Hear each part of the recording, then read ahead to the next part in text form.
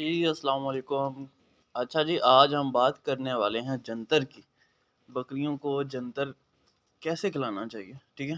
पहली बात, बकरियों की सबसे पसंदीदा खुराक जंतर होता है, ठीक है? आप देख सकते हो माशाल्लाह से सारी बकरियाँ अपनी मर्ज़ी से खा रही हैं और बड़ी ही शौक से खा रही हैं। ये दूसरी दफ़ा मैंने इनको डाला है और बड़ा पसंदीदा इनके लिए होता है जंतर, ठीक है? और इसमें प्रोटीन भी होता है, ताकत भी होती है और जब खुराक ना मिले तो आपको ये डालना ज़रूरी है, ठीक है?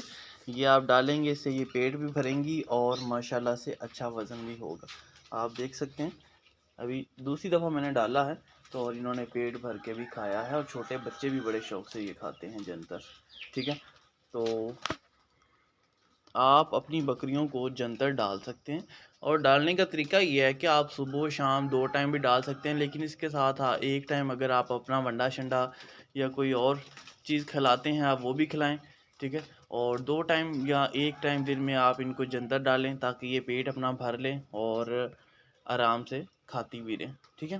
तो इसमें बेहतर तो यही है कि आप शाम के टाइम इनको वंडा-शंडा डालें, सुबह के टाइम आप इनको जंतर डाल दें दोपहर को ताकि ये आहिस्ता-आहिस्ता खाते रहें। अभी मैं आपको बताता हूँ कि इसको जंतर को डालने का तरीका क्या है।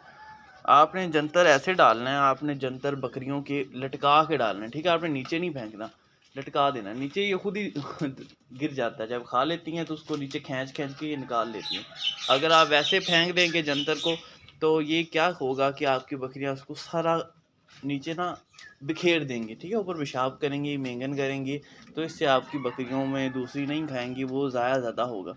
तो ये देखें, आप नीचे इस तरह लटकाएँगे तो आपकी बकरियाँ ज़ाया कम करेंगी और खाएँगी ज़्यादा।